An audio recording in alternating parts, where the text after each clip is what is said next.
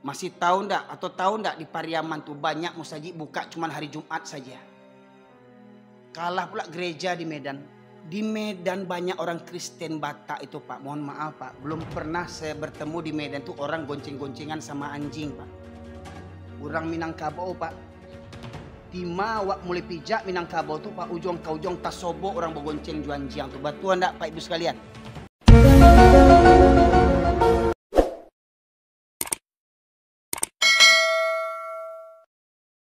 Bismillahirrahmanirrahim. Assalamualaikum warahmatullahi wabarakatuh. Alhamdulillah nahmaduhu wa nasta'inuhu wa nastaghfiruh wa na'udzu billahi min syururi anfusina wa min sayyiati a'malina. May yahdihillahu fala mudhillalah wa may yudlilhu fala hadiyalah. Asyhadu an la ilaha illallah wahdahu la syarikalah. Wa asyhadu anna Muhammadan abduhu wa rasuluhu alladzi la nabiyya ba'da.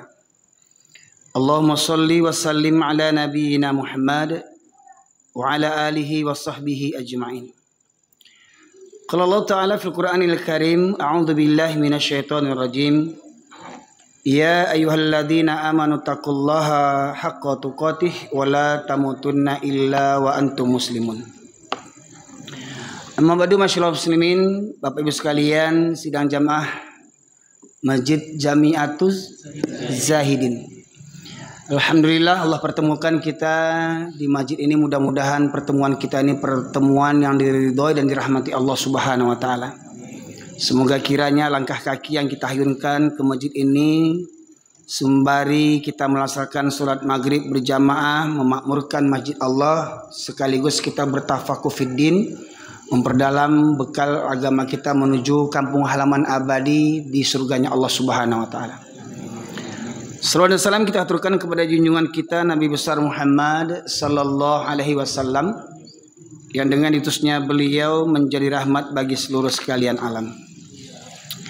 Bapak Ibu sekalian yang dirahmati Allah, seperti mana yang disampaikan oleh Bapak pembawa acara tadi, yang mungkin sebagian para jamaah pernah mendengar ceramah ataupun khutbah Jumat saya yang viral. Itu khutbah Jumat saya di ujung tahun 2021 di Masjid Limaukaum, Sungai Pua, Bukit Tinggi, yang hari ini dalam kondisi musibah dan bencana. Bapak Ibu sekalian rahmatullah, mungkin juga dalam ceramah saya ketika peringatan HUT KNPI di Batu Sangka di masjid juga, kalau tidak salah Limaukaum juga, masjid tuanya di situ, Masjid Raya Limaukaum. Ya, saya sampaikan di sana, kalau dulu orang mengatakan orang Minang pasti Islam, saya katakan Pak, itu dulu Pak, itu dulu. Orang Minang pasti Islam itu dulu. Kok kini lah banyak orang Minang, bahkan seperti mana kita dapatkan informasi, silakan nanti dicari informasi dari Majelis Ulama Indonesia di tahun 2005, sudah kurang lebih 30 pendeta asli Minangkabau.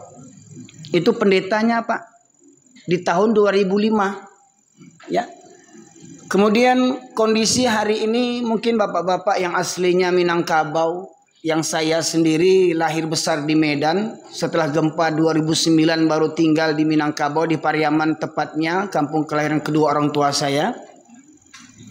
Orang tua saya, ayah kampungnya di Tanjung Sabar, Pariaman Utara, ibu di Ampalu juga Pariaman Utara, kedua-duanya di negeri Kenagarian Mangguang, Bapak Ibu sekalian, Pariaman Kota. Mohon maaf kalau ada yang kurang berkenan. Banyak memang komentar di YouTube, Ustaz jangan buruk-burukkan kampung awak, jangan dandam bana Ustaz orang kampung.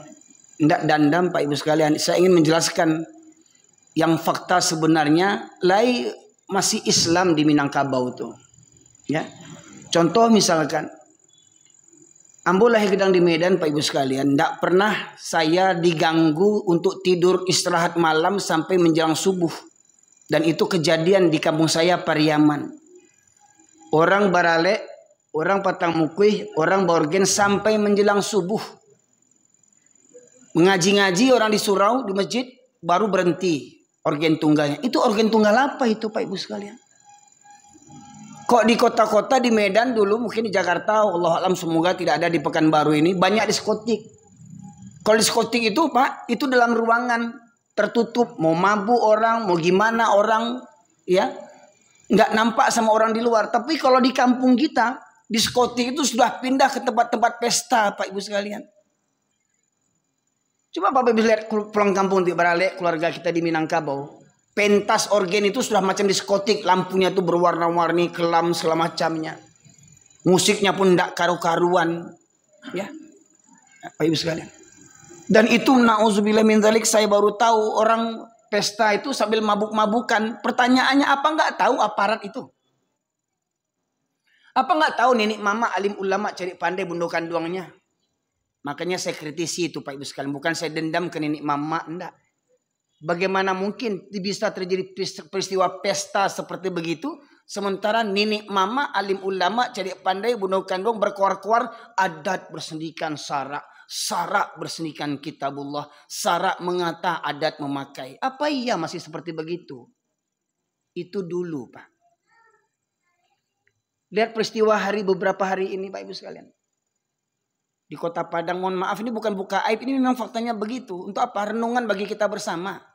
Di Kota Padang kemarin di Kuranji ketangkap nenek ketahuan main remi. Coba bayangkan, emansipasi wanita. Biasanya ajo-ajo yang bampuk di lapau. Di Pariaman tuh biasanya ajo-ajo yang bampuk di lapau. Kini nenek ndak kalah pula main remi.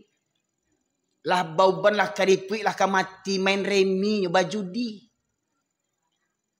Baru kedapatan pula lagi nih kemarin ini. Baru berapa hari ini. Ya. Di musola sekolah orang menghisap narkoba, memakai narkoba. Di musola Pak Ibu sekalian. Bayangkan. Innalillahi wa inna ilaihi raji'un. Ya Allah, apa yang terjadi ini di negara Minangkabau ini. Ya. Kemarin waktu Galodo yang pertama Pak Ibu sekalian di bulan Ramadan sekitar tanggal 5 April. Di Simpang Bukit Batabuah, Simpang Bukit di Agam Canduang. Galodo yang pertama itu kesan Galodo itu memang mengerikan, tetapi tidak seperti yang sekarang. Kalau Galodo yang pertama di masjid Batabuah itu, yang kalau Bapak Ibu lihat di YouTube ada masjid yang tegak sendiri, yang begonjong itu. Ya. Waktu Galodo yang pertama itu masih ada rumah-rumah di depannya itu, bahkan gang untuk memasuki surau itu masih ada. Galodo yang kedua ini, semua rumah-rumah di pinggiran surau itu habis. Ya, ini umpama surau Pak Ibu sekalian, ini surau, ini sungai. Ya, ada belokannya. Semestinya sungai itu, batu yang besar itu akan menghantam musola ini, surau ini. Tapi batu itu berada pas di atas pondasi rumah orang yang hancur ketika itu. Habis rumah itu Pak Ibu sekalian. Batu-batu besar. Berbelok melewati masjid. Pak Ibu sekalian.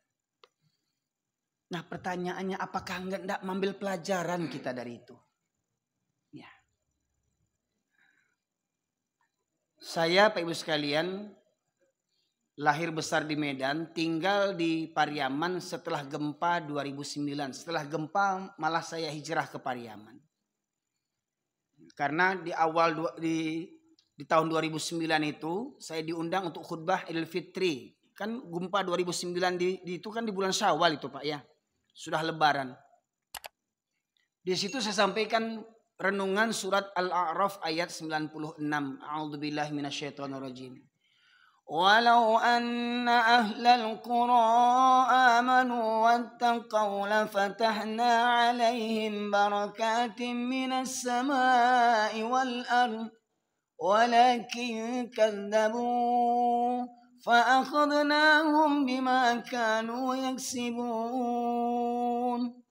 Allah berfirman yang artinya kalau sekiranya penduduk negeri beriman dan bertakwa dengan iman dan takwa yang benar. Lah emang ada yang beriman tak benar, bertakwa tak benar? Apa kata Allah? Wa minan nasi may yaqulu amanna billahi wa bil yaumil akhir wa ma hum bimu'minin. Banyak orang yang mengaku-ngaku beriman. Banyak orang yang mengaku-ngaku beriman. Padahal mereka tidak beriman kata Allah. Ini Allah yang menyebutkan Pak Ibu sekalian. Jujur mari kita introspeksi diri. Indonesia ini memang penduduknya mayoritas muslim terbesar di dunia. Muslim terbesar di dunia itu di Indonesia. Pertanyaannya, benarkah mayoritas muslim di Indonesia ini beriman kepada Allah? Kalau muslim Indonesia beriman kepada Allah, maka niscaya kekayaan alam ini akan mensejahterakan rakyatnya. Pertanyaannya, sampai hari ini apakah kita sejahtera, Pak Ibu sekalian? Timur Tengah terkenal dengan penghasil minyak, kita ada minyak. Di Timur Tengah ada emas, kita ada emas. Di Timur Tengah ada minyak sawit, sini di Indonesia ada minyak sawit. Cukup-cukup di Indonesia nih. Tetapi kenapa kita sengsara di Indonesia ini? Ibu sekalian, hutang riba, Pak Ibu, hutang riba, negeri yang mayoritas Islam terbesar di dunia ini sudah fantastis besarnya. 8.000 triliun lebih hutang riba. Dalam Al-Baqarah 279 Allah menegaskan, maka apabila kalian tidak berhenti daripada perbuatan riba itu, maka ketahuilah Allah dan Rasul akan mengumandangkan perang terhadap pelaku riba. Jadi mohon maaf Pak, negeri ini sudah memang layak untuk dimusnahkan, diperangi Pak. Karena kita berbangga dengan pembangunan hebat dengan riba. Mohon maaf Pak, ini bukan cerita hoak, bukan menghasut-hasut, tidak. Faktanya begitu enggak Pak Ibu sekalian? Kita sibuk jangan hutang sama, mohon maaf, jangan hutang sama orang Batak, hutang rentenir, hutang uang beranak. Jangankan orang Batak itu yang hutang beranak, pemerintah aja hutang beranak dia. Ya. Nah, Pak Ibu sekalian, mohon maaf, ini faktanya begitu. Nah, masyaallah muslimin yang dirahmati oleh Allah, kalau penduduk negeri ini beriman dan bertakwa kepada Allah, maka Allah bukakan pintu berkah dari langit dan bumi, kata Allah. Tapi penduduk negeri ini mendustakan ayat-ayatku, kata Allah, maka ku hancurkan negeri mereka dikarenakan ulah perbuatan mereka sendiri. Jadi Pak, Ibu, mohon maaf, kalau ada yang berkoar-koar, NKRI harga mati. NKRI harga mati. Tidak akan berubah-ubah lagi. Ayat konstitusi lebih mulia dibandingkan ayat suci. Hah? Saya katakan demi Allah NKRI pasti mati. Apabila mayoritas muslim NKRI tidak bertaubat nasional kepada Allah. Karena selama ini kita meninggalkan syariat Allah Subhanahu wa ta'ala. Sidang jamaah yang dirahmati oleh Allah, perkara yang paling utama dalam kehidupan kita ini dan paling berat ujiannya Pak, bukan ujian tentang sholat, puasa, zakat, haji, dan umroh.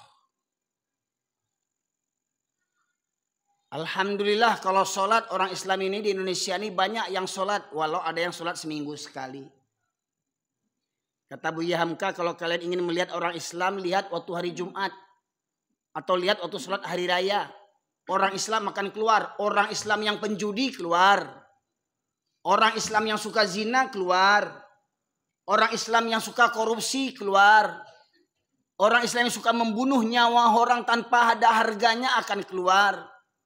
Orang Islam yang benci dengan syariat Islam akan keluar. Tapi kata Buya Hamka, kalau ingin melihat orang yang beriman, lihat waktu sholat subuh. Siapa yang istiqamah menjaga sholat subuhnya, istiqamah dia, ya, maka itulah orang-orang yang beriman. Karena apa? Karena sholat subuh itu sangat berat bagi orang munafik, Bapak Ibu sekalian. Dua sholat yang berat bagi orang munafik, kata Rasulullah, ada sholat isya dan sholat subuh berjamaah.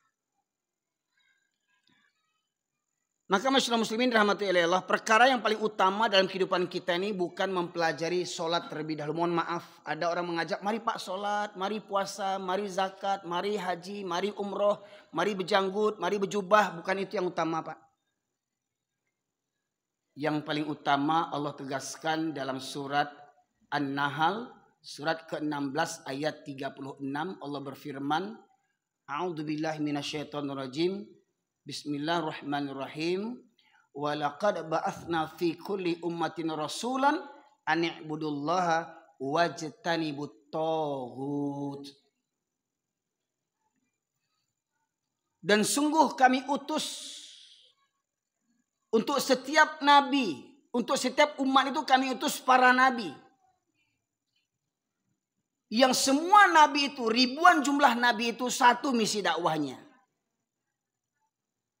yaitu mengesahkan Allah, mentauhidkan Allah, ijtanibut taghut. Ubudullah wajtanibut taghut. Beriman kepada Allah dan menjauhi taghut, mengingkari taghut, seperti mana firman Allah Al-Baqarah 256, "Faman yakfur bit taghut wa yu'min billah faqad istamsaka bil uratil wuthqa lam fisama laha wallahu samiun alim." Konsep hidup yang paling utama, sembahlah Allah dan jauhilah taghut. Bapak sekalian, kenapa dalam ayat itu Allah sandingkan namanya Allah dengan taghut tandingannya? Mananya apa? Manusia di dunia ini kalau tidak beribadah kepada Allah pasti beribadah kepada taghut. Kalau dia taat kepada taghut berarti dia tidak bertuhankan kepada Allah Subhanahu wa taala. Dan itu tidak bisa dicampur adukkan. Satu sisi beriman kepada Allah, satu sisi beriman kepada taghut, tak bisa dicampurkan. Karena hakikat kalimat tauhid la ilaha illallah itu didahului oleh harfun nafyun dalam kaidah bahasa Arab. Hurfun la, lam alif, la, yang maknanya untuk menafikan, untuk meniadakan, untuk menjauhkan, untuk mengingkari, bahkan untuk mengkufuri. Apa yang diingkari? Ilaha, berbagai ilah, Tuhan sembahan selain daripada Allah. Nah, hari ini Bapak Ibu sekalian, banyak yang kita samar-samar tentang ilah, sembahan Tuhan itu. Bahkan kita orang Islam banyak beranggapan berhala itu, Tuhan yang batil itu hanya Yesus, ya, patung Buddha, berhala. Banyak orang beranggapan berhala itu hanya bebatu-batuan saja. Padahal sebenarnya dalam kehidupan kita, Pak Ibu sekalian, banyak orang Islam sudah tidak bertuhankan kepada Allah. Yang pertama, Pak Ibu sekalian,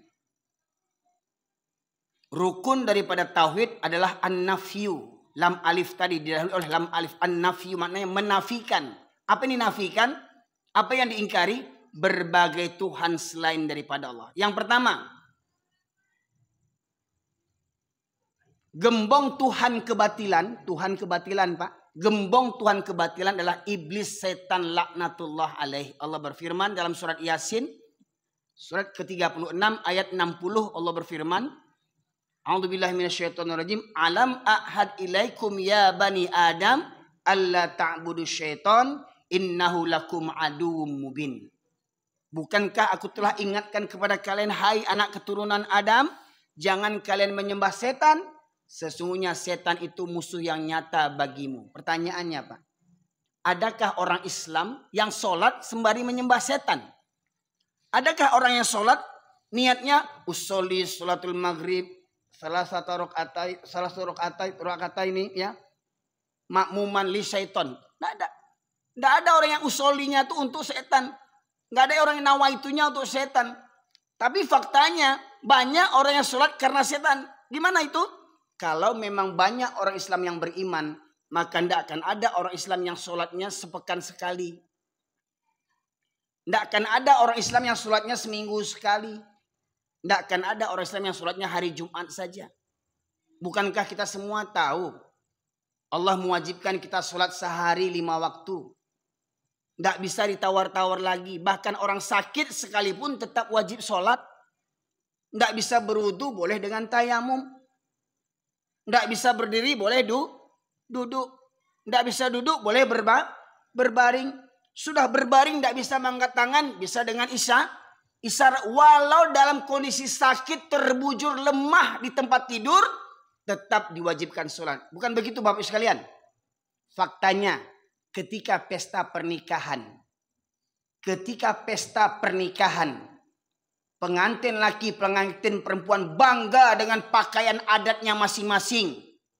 Yang orang Minang bangga dengan suntiang-suntiangnya, gencunya, calaknya, badaknya, make upnya. Yang orang Jawa bangga dengan arangnya, kembennya dan segala macamnya. Ya, bangga dengan prosesi adat.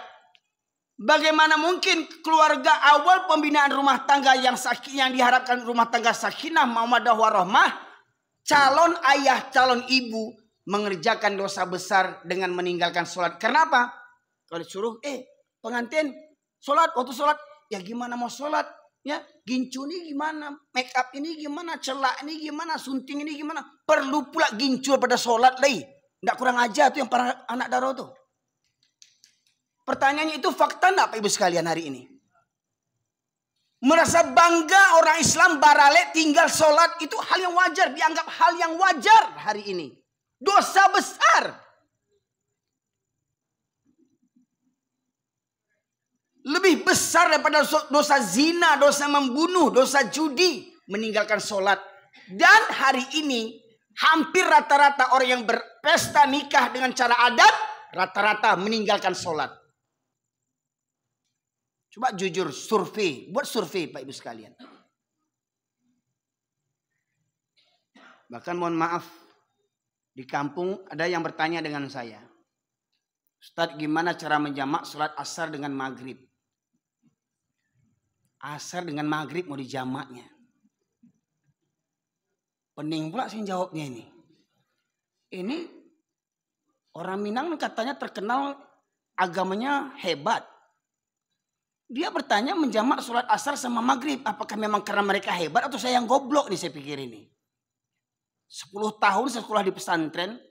Berdakwah ke Cilacap, ke Aceh, ke Medan, ke Madinah Natal sampai ke Malaysia. Nggak ada orang bertanya di Malaysia tuh menjamak asar sama maghrib. Di kampung orang bertanya. Saya tanya pula lebih dulu. Kenapa kok ibu menjamak asar sama maghrib? Ya gimana lah Ustadz. Waktu asar kami pergi ke salon. Digincu, di make up, dicelak, disuntiang. Untuk apa? Basumandan kata orang Pariaman. Manta marapulai. Mengantar pengantin laki-laki ke rumah pengantin perempuan. Basumandan. Tidak terkerjakan sholat. Bagencu sanggup bersolek, sanggup berjam-jam. Sholat tak sanggup. Sampai di rumah anak perempuan, anak daro. Batambo tasa. Oh goyang-goyang ibu wirid yasin. Iya goyang terus. Pagi baca yasin. Tengah hari kesetanan. Iya. Mohon maaf. Saya nggak ngadang-ngarang ini. Nggak ngadang-ngada. Silahkan pulang kampung. Kalau sana awak beralek. Pulang kampung. Ya. Sekalian. Nyaris ndak ada rasa takut kita orang Minang khususnya. Mohon maaf kenapa saya ulang-ulang kita orang Minang. Karena dengan falsafah tadi. Adat bersenikan sarak. Sarak bersenikan kitabullah. Sarak mengata adat memakai. Semestinya orang Minang lah orang yang paling paham dengan Islam. Semestinya. Prakteknya. Sekalian. Nyaris. Apabila pesta dengan pelaksanaan tata cara adat, nyaris banyak pengantin-pengantin laki perempuan yang meninggalkan sholat tanpa beban, tanpa rasa berdosa. Betul enggak Pak Ibu sekalian? Mohon maaf, padahal ayahnya sudah haji, ibunya sudah hajah. Tiap tahun pergi haji, tiap bulan pergi umroh, saking kayanya duit. Berkali-kali pergi haji, saking kayanya. Rasulullah saja sekali pergi haji itu. Mau habis uang berpuluh-puluh juta, haji berkali-kali. Anak beralek secara jahiliyah juga lagi. Tak guna haji itu. Mohon maaf Pak Ibu sekalian. Hilang sirna pahala haji itu jadi haji mabur jadinya. Karena apa? Pulang haji. Hukum Allah kita injak-injak dalam pesta pernikahan anak kita. Bertahun-tahun uang disimpan berjuta-juta biaya untuk pesta pernikahan. Dosa yang kita lakukan. Nikah cara adat. Baralek pesta kalau tidak bawa organ. Kalau tidak pakai musik. Wah nanti apa kata orang kampung. Matilah kalau orang kampung tuh.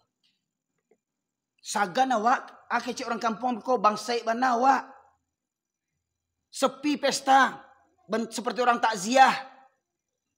Seakan-akan organ tuh syarat sah nikah di zaman sekarang ini. Coba pilih, coba mohon maaf nih. Di antara jamaah, siapa yang pesta anaknya enggak pakai organ coba.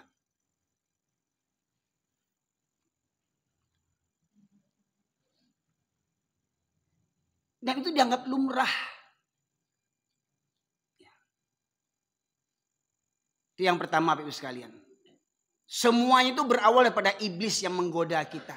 Dari setan itulah sumber kesesatan itu. Apa yang disasar setan? Tadi Tuhan yang batin saya sebutkan tadi. Yang pertama setan, iblis. Yang kedua, yang paling disasar iblis itu, setiap pribadi kita ini disasar oleh iblis ini. Allah sebutkan dalam surat Al-Furqan, surat ke-25 ayat 43. Ara'aita manittakhadha ilahahu hawahu. Pernahkah kau perhatikan atau tahukah engkau orang yang menjadikan hawa nafsunya sebagai Tuhannya? Jadi hari ini banyak bahkan orang Islam bertuhankan kepada hawa nafsu. Pak Ibu sekalian, mana baik sholat laki-laki di masjid atau di rumah? Di masjid. Kalau memang banyak laki-laki di luar sana tahu keutamaan sholat di masjid, saya yakin penuh nih masjid ini. Nggak akan bisa ibu masuk nih. Karena apa? Laki-laki yang mengisi semua. Kalau tahulah laki-laki di luar sana keutamaan sholat berjamaah di masjid, niscaya mereka tidak akan berada bangga cari dunia di luar sana. Mereka akan ke masjid 5 waktu.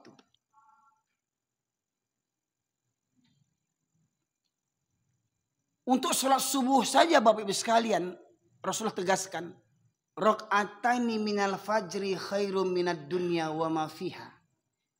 2 rakaat sholat sunnah di waktu subuh itu lebih baik daripada dunia dan isinya. Masya Allah. Itu baru sholat sunnahnya Pak. Lebih baik daripada dunia dan isinya. Panggale pai ke pasar, belum subuh jam 3, jam 2 sudah berada di pasar dia. Untuk cari apa? Cari dunia. Kaya dia dengan itu. Leta Bali di nyontu Pajero 100 banyak. Leta bangun rumahnya bantu istana. Indak jo kayo. Jam 2 malam sudah tiba di pasar pusat. Bahkan pasar-pasar sayur itu di Bukit Tinggi, Aru Kuning itu, Bapak Ibu sekalian. Jam 1 itu, bahkan mohon maaf itu pedagang-pedagang itu tidurnya di luar pinggir jalan tuh untuk menjaga dagangannya. Tidur pinggir jalan dalam kondisi dingin. Sanggup mereka menahan dingin, menahan kantuk, menahan penat. Demi untuk mengejar dunia.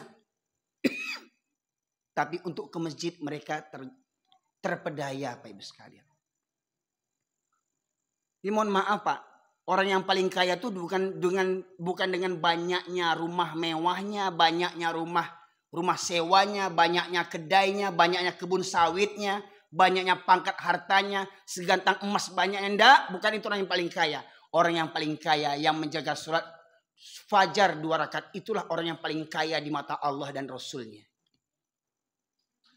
Mohon maaf Pak Ibu, kalau Bapak Ibu kaya di Pekanbaru nih, orang paling kaya Pak Ibu sekalian, Pajero Ibu 100 banyaknya. Hah? Belum apa-apa dibandingkan Korun.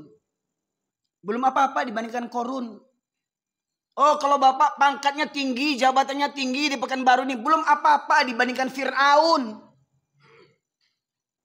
Oh Bapak bangga dengan pegawai negerinya, belum apa-apa dibandingkan Haman, menterinya Fir'aun. Jadi jangan bangga kita.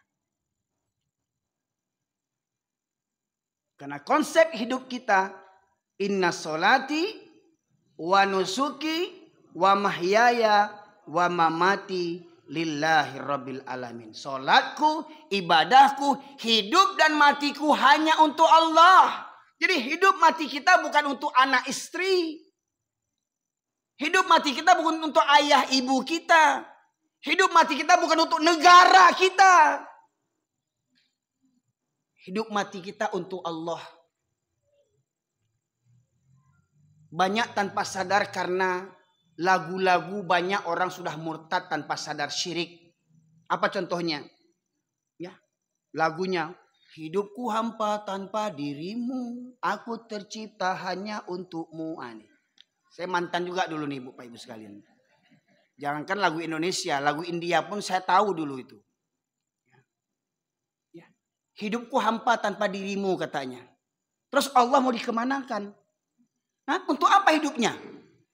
Apa untuk pacaran aja? Untuk istri, untuk suami? Hampa dirinya ketika istrinya meninggal, hampa dia. Tidak ada timbul semangat untuk beribadah dia lagi. Pertanyaannya, untuk siapa dia hidup? Putus cinta, bunuh diri. Untuk kemarin tuh di Pariaman. Aku mohon maaf anak orang Pariaman gua. Ada guru padusi Pariaman bunuh diri karena apa? Karena calon suaminya yang kononnya polisi ya minta syarat orang tuanya bajapui 500 juta. Apa jahnya itu 500 juta bajapui? Ame si doangnya. 500 juta bajapuinya. Karena dangkalnya iman, stres seakan-akan tidak ada laki-laki lain. Padahal saya masih ada ketika itu tuh. Padahal istri saya baru satu padahal. Ya kan? Mau dia bunuh diri gara-gara itu. Kan goblok itu. Orang Minang tuh. Seakan-akan gak ada laki-laki lain. Hidupku hampa tanpa dirimu. Aku tercipta hanya untukmu. Terus firman Allah, wa ma khalaqtul jinna wal insa illa liya'budun. Dan tidak aku ciptakan jin dan manusia kecuali untuk beribadah kepada aku, kata Allah. Dia penyanyi gila itu, aku tercipta hanya untukmu. Coba bayangkan betapa syiriknya lagu itu. Tanpa sadar Pak Ibu sekalian, murtad tanpa sadar mereka itu. Hidupnya tercipta hanya untuk pacarnya saja katanya. Makanya tidak heran hari ini orang untuk cari dunia, gunung kan kudaki, lautan ku seberangi, surau terlewati.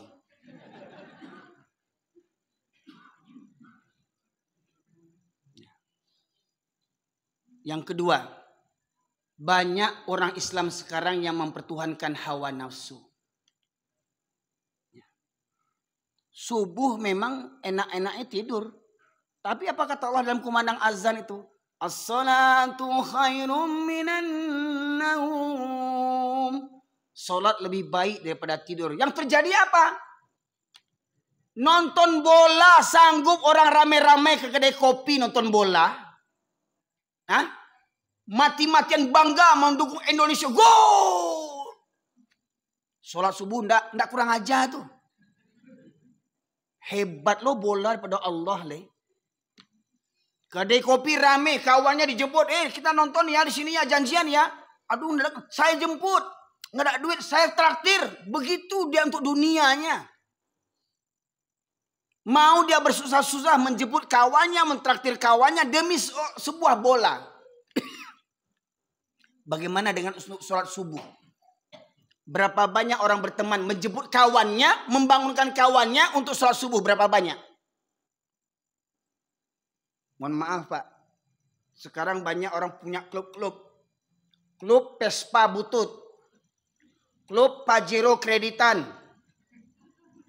klub Kijang Jantan, grup Kijang Betina, bangga dengan kendaraannya, bergeng-geng. Wow. Ya.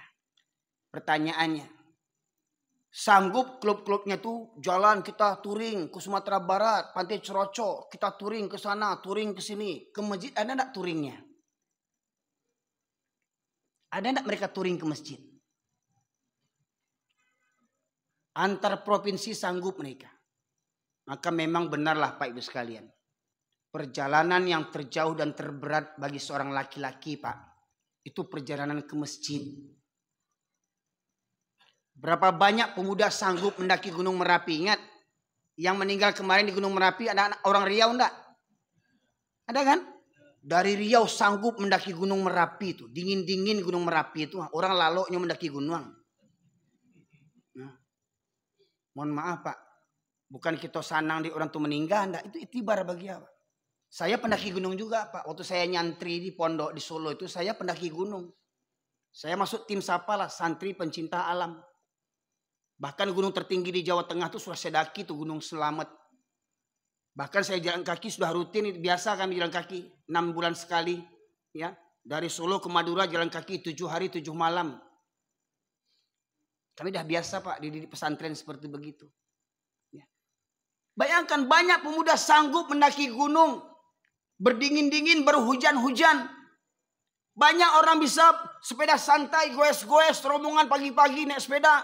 Ada yang sanggup maraton, lari sana, lari sini. Sanggup dia maraton, tapi tidak sanggup ke masjid. Ada kita sanggup mengeluarkan biaya besar untuk kuliah anak kita.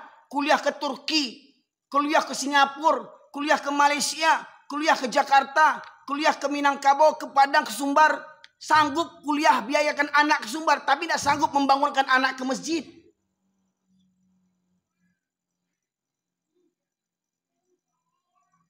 Sanggup kita pergi wisata sekeluarga, nyewa mobil wisata. Atau kalau naik mobil kita, semuanya berangkat. Kakek, nenek, pembantu, bahkan anjingnya dibawa sekalian. Untuk wisata. Tapi untuk ke masjid, ada enggak sekeluarga kita berangkat ke masjid? Nah, coba bayangkan. Harta yang Allah amanahkan itu mobil Pajero, mobil Alphard itu coba dipakai setiap saat parkir di masjid di waktu subuh. Masya Allah. Bapak Ibu sekalian. Apa tidak menjadi kendaraan sampai ke surga itu?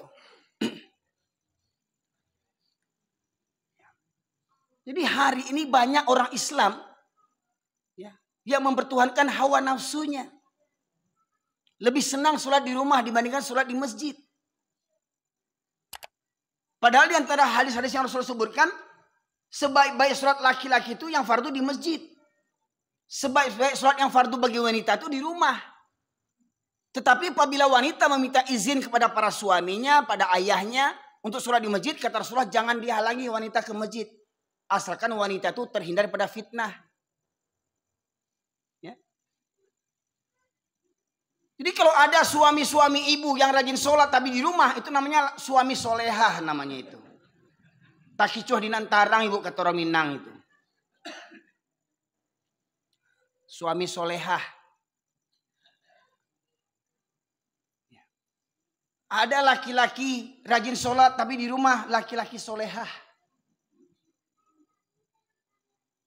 Oh suaminya kekar, suaminya kuat, bisa lari maraton, bisa mengangkat beban, bisa mengangkat barbel. Tapi mengangkat kelopak matanya waktu subuh tidak taloknya mengangkat baraton mato tuh bare itu kan. Hah? Baraton kok.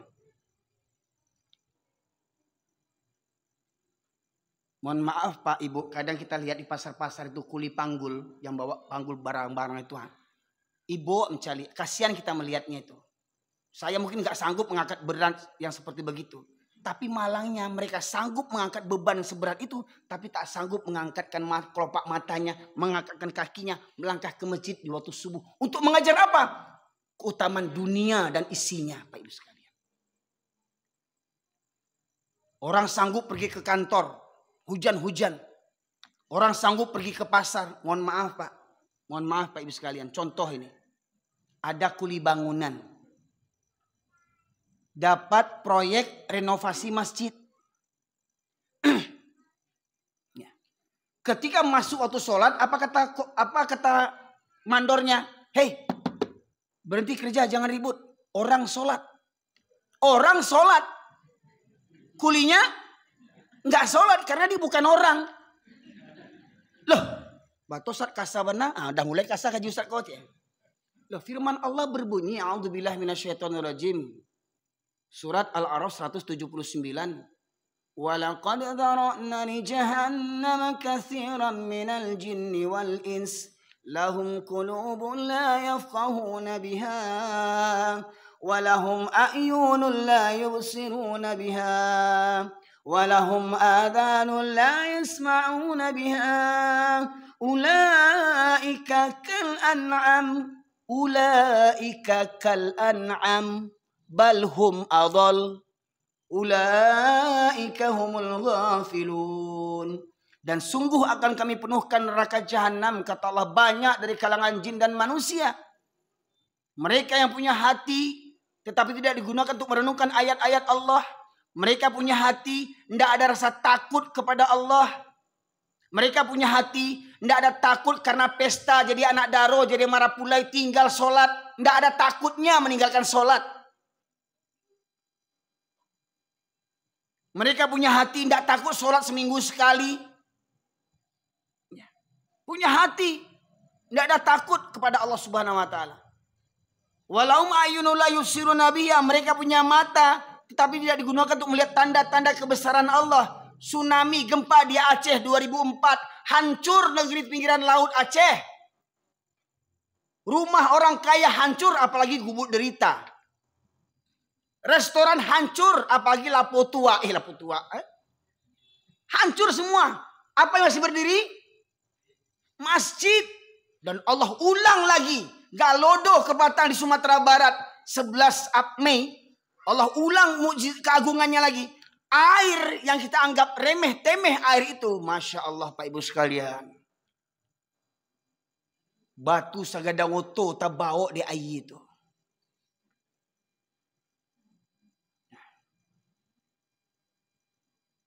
Surau. Seperti yang saya katakan di Bukit Batabuah tuh Pak. Di Simpang Bukit. Kalau Bapak pergi pulang kampung ke Padang misalkan. Biasanya orang lewat jalan motong itu di Canduang itu belok kiri. Terus ke Simpang Bukit. Terus ke Sungai Pua. Keluar di Kota Baru. Biasanya begitu kalau Bapak dari Pekanbaru ingin potong jalan itu.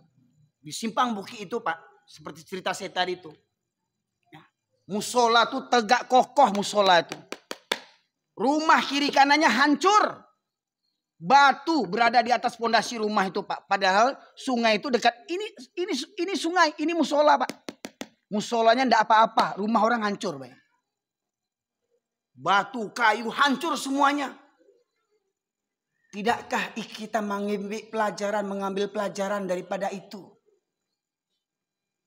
Bahkan mohon maaf Pak. Mohon maaf. Apa-apa sana amboya orang Pariaman mungkin.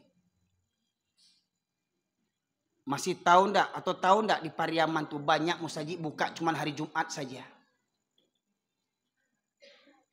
Bapak Ibu sekalian tahu enggak? Di Pariaman pedalaman, Pariaman di luar kota Pariaman. Kan kota Pariaman pemekaran tuh. Ada kota Pariaman, ada Padang Pariaman. Kalau Padang Pariaman yang mulai ke bukit tuh. Sungai Garinggiang lah. Sungai Saria lah. Banyak masjid yang buka cuman hari Jumat saja. Kalah pula gereja di Medan. Bisa-bisanya hari Jumat masjid dibuka. Sudah Jumatan tutup. Minggu depan baru buka. Itu masjid atau apa tuh ya Allah ya Rabbi. Astagfirullahaladzim. Miris saya Pak Ibu sekalian. Sudah 1445 tahun hijrah Islam ini. Masih ada juga yang kolot pemikirannya lagi jahiliyah. Masjid cuma untuk sholat Jumat. Pak Ibu sekalian. Lagi Pak, mohon maaf Pak. Saya lahir besar di Medan Pak Ibu sekalian. Banyak di Medan itu yang mewarnai Medan itu orang-orang Batak Kristen. Kata orang kalau Medan itu banyak Batak. Padahal orang Minang banyak situ. Aju-aju Sukaramai banyak situ tuh. Ayah ambo diantaranya AS tuh. Ajo Sukaramai. Toke sepatu. Ya. Merek sepatu AS, bukan Amerika Serikat, Ajo Sukaramai. Ayahmu tukang sepatu di Medan dulu. Ya. Kakak ayahmu dulu buka nasi dekat rumah di Pasar Pusat, dekat masjid Jalan Haji Agus Saleh itu, masjid apa yang besar itu di pasar itu? Hah? Bukan, ada Aisat, Masjid Al-Irsad. Mande Hambo kalau dikenal orang Etek Sinur namanya. Etek Nuraini. Ya. Bapak sekalian. Di Medan banyak orang Kristen Batak itu Pak. Mohon maaf Pak. Belum pernah saya bertemu di Medan tuh orang gonceng-goncengan sama anjing Pak. Betul kan? Nggak pernah tuh saya tengok subuh-subuh orang keluar sama anjing. Nggak pernah saya lihat maghrib-maghrib orang keluar sama anjing. Ini anjingnya bukan satu lagi, 5 anjingnya. Entah dia yang ngeret anjing, entah anjing yang ngeret dia. goncengan naik motor dengan anjing.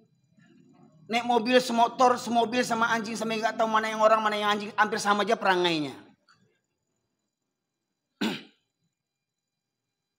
Di Medan sejak saya lahir sampai berjenggot ini Pak, nggak ketemu saya di Medan itu. Tapi mohon maaf Pak, orang Minangkabau Pak, di wak mulai pijak Minangkabau tuh Pak, ujung ke ujung tasobo orang bergonceng juanjiang tuh. Batuan enggak Pak Ibu sekalian? Oh kalau ada di Pekanbaru orang keluar juanjiang pasti orang Minang tuh. Betul enggak? Mohon maaf, jangan berang orang Minang, survei silakan. Kalau ada di Pekanbaru orang keluar sama anjing tuh, digoncengnya anjing, dibawanya mobil dengan auto estradanya tuh, pasti orang Minang. Coba. Bapak pergi ke Jambi, ketemu sama orang goncengan soto juanjiang, pasti orang Minang. Bapak ketemu orang di Bengkulu, goncengan sama anjing, pasti orang Minang. Hebatnya di Medan gak ada yang begitu. Masuk perbatasan Sumatera Utara dan Sumatera Barat, Rau Panti dengan batang mais di Kota Nopan, sudah nggak ada orang goncengan sama anjing.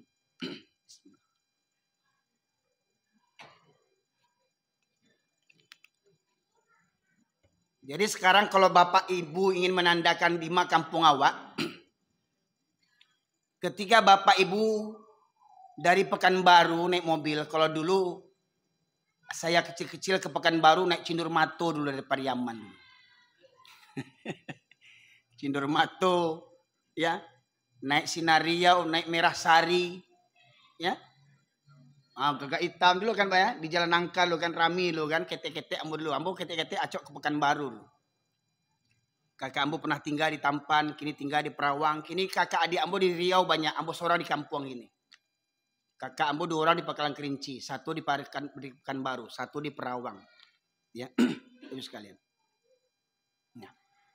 Jadi kalau Bapak Ibu dari Pekanbaru pulang kampung ke Sumbar, di perjalanan Bapak Ibu ketiduran, ya, pas ketiduran, ya, ini saya ceritakan dari Medan, dari Padang dulu lah. Ya.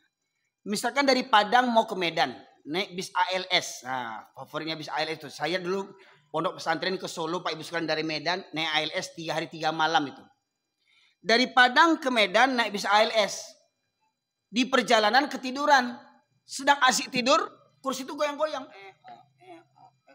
Oh, udah sampai kita di Medan di Spiro. Karena kriteria jalan di Medan itu banyak berlobang. Seperti jalan Kejung Batu kemarin itu saya kapan. Petapahan nggak tanggung banyak lobangnya. Imbang pula sama Medan Riau nih kiranya. Ya. Nah kemudian dari Medan pulang balik ke Padang naik ALS juga. Di perjalanan ketiduran, bangun-bangun, nampak orang goncengan sama anjing. Latih bawa di kampung mah. Jadi menanduan awak tiba di kampung lah dampak orang bergonceng juanjiang kampung awak tuh. Mohon maaf Pak, betul enggak Pak? Saya Pak ngisi ceramah pengajian dari Pariaman ke Padang Sidempuan naik sepeda motor 9 jam saya. Sendiri naik sepeda motor. Jam 6 pagi dari Pariaman dah keluar tuh geng-geng Porbi itu Pak. Sampai ke Rau Panti ketemu juga geng Porbi lagi, bayangkan. Mohon maaf kalau yang nonton di YouTube ini ada orang Porbi, jangan marah sama saya, taubat nasuha. Jangan marah sama saya, buka pintu hati, buka akal fikiran. Le mengaku orang Minang, orang Islam awak, bapak paluak juanjiang, membasuh muncul juanjiang, menyuakan anjiang. Ya Allah Rabbi, belajar agama orang Minang. Gelas kita ini dijilat sama anjing. Nggak cukup dengan sunlight membersihkannya. Itu gelas dijilat sama anjing. Nggak cukup dengan sunlight membersihkannya. Dengan apa cara membersihkannya? Dengan tanah 7 kali. Baru dibersih dengan air sabun. Itu kalau gelas. Ini mohon maaf. Goncengan sama anjing di tengah-tengah nih. Di depan ada anjing 3. Pakai Scoopy. Ya? Di tengah-tengah yang belakang goncengan anjing 2. Anjing lihat kiri kanan. Lidahnya julu-julu. Apa nak muncrat tuh ludahnya tuh? Air liur anjing tuh apa nggak muncrat terbang ke mukanya tuh? Gimana cara wuduknya kalau yang mau wuduk dia? Hah? Cukup dengan air wudhu aja, nggak mempan. Bekubang juga bau. Mandi juga bau 7 kali baru bersabun. Jadi baak kepai baburu untuk sholat. Makanya ndak heran orang yang berburu pasti banyak yang tak sholat. Maka nak berkawan juanjiang jo babi bak salat. Nah, Ibu sekalian, ya. Tanda sakratul maut pengajian kita. Jadi orang menilai saya ini kareh kajian bu kareh. Saya kenapa keras begini? Sebab memang saya sok Pak Ibu sekalian. Setelah saya tinggal di kampung ini kiranya kampung kita. Pak Ibu sekalian. Nah maka begini saya ceramah untuk apa? Untuk mengingatkan kepada khususnya orang Minang. Karena kepada kita semua orang Islam. Ya, mari babaliak ke surau kita. Ramikan surau, ramikan masjid. Hadiri majlis-majlis taklim. Cuman Pak hari ini coba lihat Pak. Kita buat pengajian berapa pemuda yang datang? Ya 1, agak 3 pemuda yang lain. Yang lainnya banyak yang tua-tua. Makanya ibu, bapak kalau ingin cari menantu jangan di Bank BRI, jangan di kantor gubernur. Cari menantu di masjid waktu subuh. Siapa yang sering datang subuh ambil jadi menantu. Walaupun umurnya sudah 65 tahun, 70. Kok ketawa? Saya serius nih bu. Saya kok ketawa sih? Saya yakin menantu ibu yang umurnya 60-70 ini akan selingkuh lagi nih. Nggak percaya cobalah. Setiap subuh akan setia tuh dipegang terus anak kaki bu. Jangan capek benapi ya. Sebab yang hari ini yang meramaikan masjid itu yang sebut memang orang gaek. Mana yang muda? Bapak ibu di rumah punya anak laki-laki, ingat bapak ibu seret anak itu ke neraka nanti. Jangan awak seorang aja nang surau ingin selamatkan ku anfusakum wa ahlikum naro. Selamatkan dirimu dan keluargamu daripada api neraka. Jangan orang gaek-gaek ke surau, ajak anak, ajak menantu, ajak cucu. Aku ndak manjogan minantu untuk sholat sagan. Si dia wak berang bego sidi ndak semuanya subuh. Serawa dalam. Ambo sidi jo Pak. Kadang ini orang Minang kok, mami nantu nih, sagan awak. Hah? Coba bayangkan. Ya. Boleh kita tambah sedikit boleh dia. Bayangkan kalau di rumah kita kebakaran jam 2 malam. Jam 2 malam rumah kita kebakaran. Kira-kira bapak ibu lari berdua. Di rumah tuh ada anak, ada menantu, ada cucu, ada kemenakan. Hah? Jam 2 malam terbakar rumah kita. Bapak ibu mau lari kedua aja? Berjagoan enggak yang di rumah tuh? Minantu sedang lalu, rumahnya kamarnya ber-AC. Sidi, oh Sidi. Dek sangin saganya ke minantu Dek tahu katok mendaki kita menurun, ketuk pintu pun dengan tata tertib. Sidi. Rumah tabaka Sidi. Baik itu menjagoannya. Leta jago minantu tuh. Tidak, bawa menjagoannya. Sidi. Itu jagoannya. Kebakaran. Enggak begitu. Hah, indah juga tak jago menantu tuh. Entah tolong keluar, tolong. Si dia mau tak ruang. Hah? Datang orang kampung didobrak rumah itu jebret. Karena saking kayanya spring bed harganya 20 juta. Selimut 10 juta. Bantal 5 juta. AC 30 juta. Saking kayanya.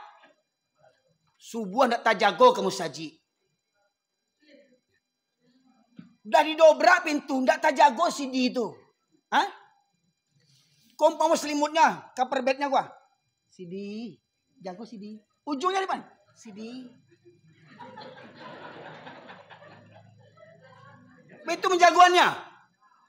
Dijejak kaki itu nak. Sidi. Begitu.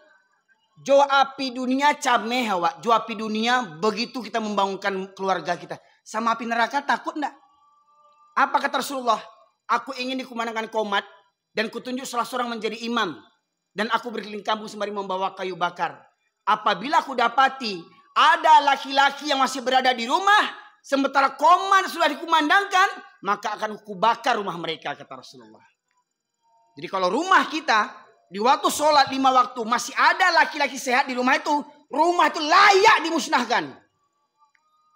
Bapak Ibu sekalian, pertanyaannya, apa kita rela rumah kita dimusnahkan Allah dan Rasulnya?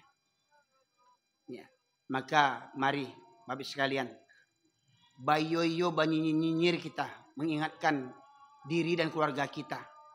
agar senantiasa menjaga ketaatan kepada Allah Subhanahu wa taala. Jadi kalau kita ingin keluarga kita orang yang beriman, ingat, orang yang beriman kata Buya Hamka akan ada di masjid setiap subuh. Maka orang beriman akan ke masjid. Innama ya'muru masajidallah man amana billahi wal yaumil akhir. Hanya orang yang beriman sajalah yang memakmurkan masjid. Nah, Ibu sekalian, kiranya kita cukupkan sekian, Pak ya. Biasanya begitu ya. Selesai ya kajian ya. Baik, semoga bermanfaat Ibu sekalian. Sambung. Oh, sambung sekete. Ya. Nah, baiklah. Kalau ingin disambung silakan, nanti kita sambung beberapa menit ya. Nah, kita sholat dulu, nanti kita lanjuti. Untuk sementara, assalamualaikum warahmatullahi wabarakatuh.